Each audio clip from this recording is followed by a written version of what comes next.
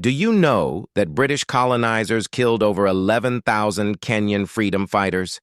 Yes, the Mau Mau freedom fighters. And even that number is only the official record. Survivors insist the deaths were far higher, because countless civilians were caught in the violence. Let me take you back to the early 1900s. When Britain claimed Kenya, they didn't just rule it, they took it. The most fertile farmland in the country was seized and renamed the White Highlands. But this was not just a name, it was law. Africans, especially the Kikuyu people, who had lived on those lands for centuries, were forced off their own soil. Entire communities were driven into overcrowded, dry, and unproductive reserves. And then came the taxes: the hut tax, the poll tax, the labor tax. Britain designed these taxes in a way Africans could only pay by working for the settlers. It was a system of wage slavery. You had to work on their plantations, on their railways, on their farms. Not because you wanted to, but because survival demanded it. Movement itself was tightly controlled.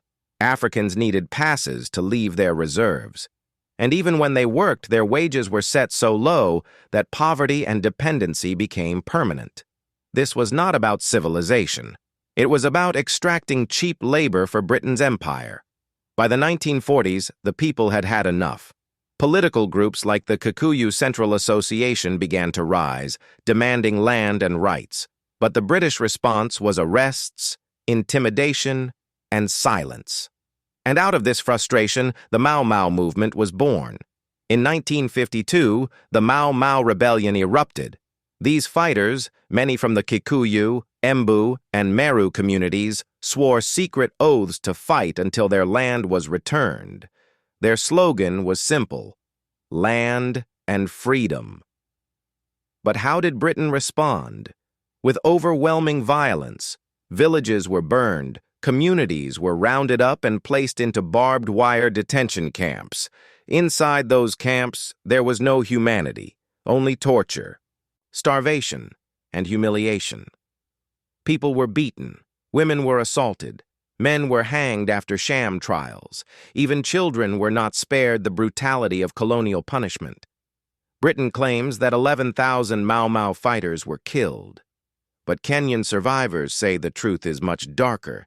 Tens of thousands of civilians also perished in the violence, starvation, and disease inside those camps. And here is what makes it worse. For decades, Britain denied it all. In schools, they erased the story. In books, they called the Mau Mau terrorists, while praising so-called loyal Africans. The torture camps were airbrushed out of history, as if they never existed. It was not until survivors took the British government to court in the 2000s that the truth began to surface. Evidence long hidden in secret archives came to light. And in 2013, after years of denial, the UK government finally admitted what had happened. They expressed regret and paid $19.9 million in compensation to just over 5,000 survivors.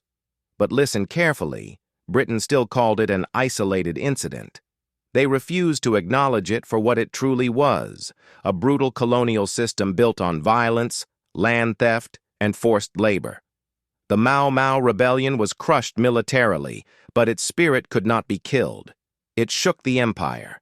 It exposed the lie of British civilization. And it became the turning point that led to Kenya's independence in 1963, with Jomo Kenyatta, once accused of leading the Mau Mau, becoming the nation's first president. Yet even after independence, the scars remained. Land redistribution was unequal, poverty remained widespread, and the shadow of colonial rule still hangs heavy over Kenya's history. So when we speak of the Mau Mau, let us speak with respect. They were not terrorists. They were freedom fighters, were men and women who refused to submit to colonial slavery. And their blood paid the price for Kenya's independence. To this day, Britain has never fully acknowledged the extent of its crimes in Africa. But history remembers, and the people remember, because the struggle for land, dignity, and freedom is never forgotten.